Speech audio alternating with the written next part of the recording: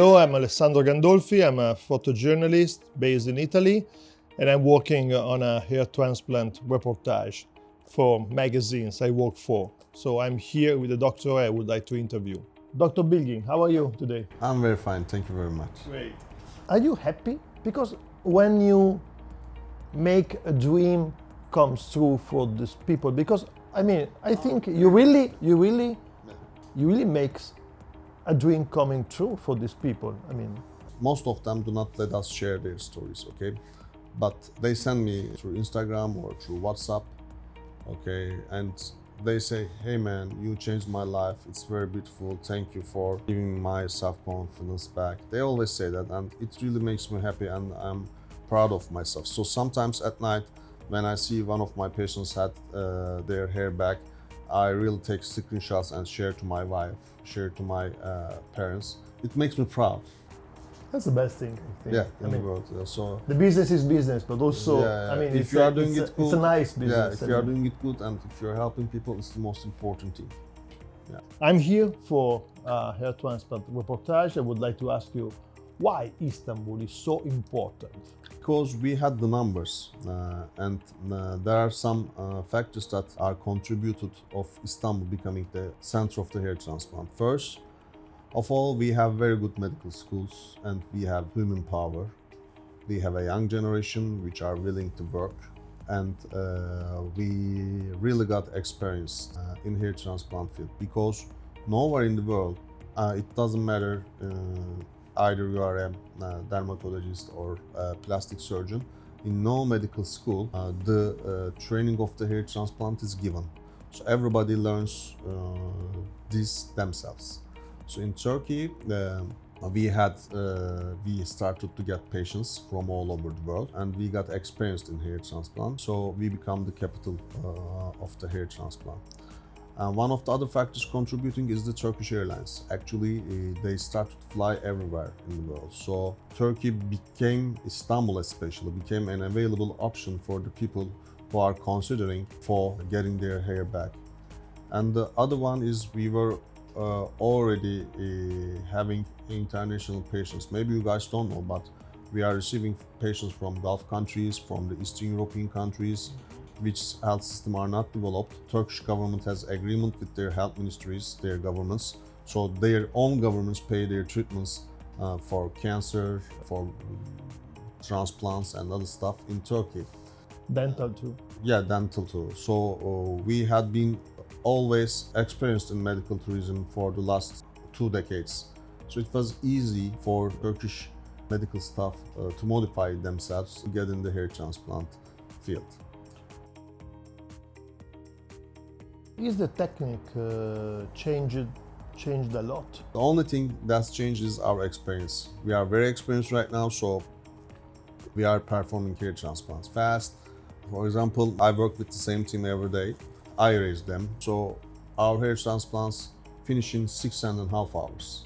Yeah, so if you go to a Western country or somewhere else, okay, they will finish the same procedure in 13-15 hours. So it causes a lot of stress on the graft, so it decreases the survival rate, so it decreases the success rate of the operation. So it's really important to find an experienced team for yourself.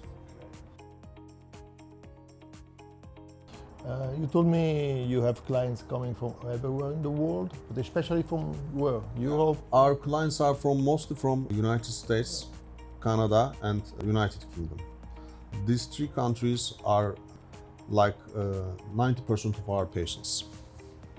The others are from English-speaking countries. Yeah, English-speaking countries. The others are from Italy and European countries. Okay. So, for example, you had a hair transplant with us, you are happy, and then you recommend us to one of your friends or one of your friends' friends. Okay, they find us. So it's also important. Now we started to receive some patients from the Gulf countries too, but it's not really high in numbers. What about Far East, like Chinese or Thai or Japan or Korea? Korea is another part of the world. So now we are starting to receive Chinese people. Yeah, because when you operate one of them, and when they're happy, they always go back. Yeah, they go back. They speak. One of Our doctors here operated one Chinese patient, and then he received 200 more. Okay. Uh, 200 more. Yeah, and they keep coming. A good investment. Investment. They only he just, only yeah, operated. yeah, He only operated. Talking helps. Yeah. We started to receive some patients, and we are advertising and we are marketing there too, because it's also important for them. For example, eyebrows is very important in their culture. Sure. Their CEOs have eyebrow transplant Sure. to look much more serious. Sure. There's an average age. Age is generally around 30 and 35.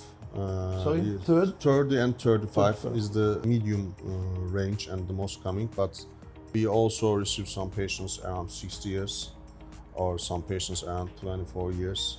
Not less than 18 or 20.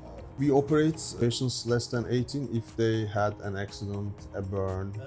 Okay, we may operate them with their parents' consent, of course. But other than that, we really don't want to perform operations. If, for example, the hair loss started just yet, like in 1 or 2 hours, if the patient can benefit from the medical treatment, we don't want to operate that people. We advise them to have medical treatment first. Of course, yeah. Or if a patient has some serious conditions, we want them has a clearance letter from their own doctor to be sure that nothing's going to happen to them, and gives his approval for the patient to have hair transplant.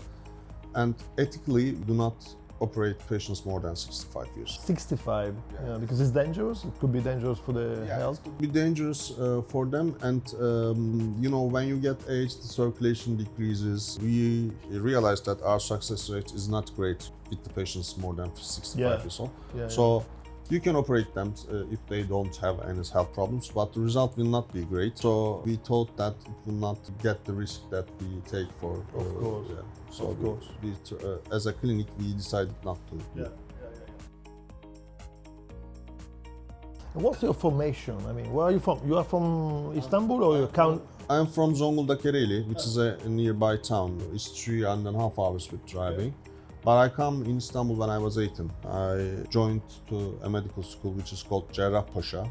It's one of the oldest medical schools in the world, actually. It was just established after the Ottomans conquered Istanbul. Yeah. So I have been always here since then. How did you come the idea of open this? Well, I was working in ER. Then I thought that I need another skill. So I first started with the international marketing. The hospital group that I was working was in need of a medical doctor who can speak English fluently and who can make organizations. They wanted me to join them in the headquarters, so I started with that. And then I realized that people were asking for hair transplants. First, I was taking care of the wounded people, and for example, they needed around 100 grafts, 200 grafts, just scars. Okay, so I started with that. And then improved. Sure. It was like a side job, and I was doing hair transplants for free just to make them happy at the start. But afterwards, it became my main job. What about if you think about hair transplant in the next 20 or 30 years? So what do you think how it will change? New technology, robot, artificial intelligence maybe, I don't know. I guess there will be some innovations, okay? We can try to preserve grafts much better. It's the most important thing. It will be the most important innovation, and we are still trying, okay? Because your grafts stay under stress of lacking oxygen for many hours, so it's one of the main reasons that we are not successful. So there may be some improving that, or we are working on new tools for hair transplant. Now some Turkish people make diamond blades. Okay. There's a sapphire hair transplant, but it's not sapphire. They call it sapphire, but it's at the end of the hardened glass. Okay, it's coming from China. So maybe there will be some improvements in that. And thank you very much for this interview and for your time. You're welcome.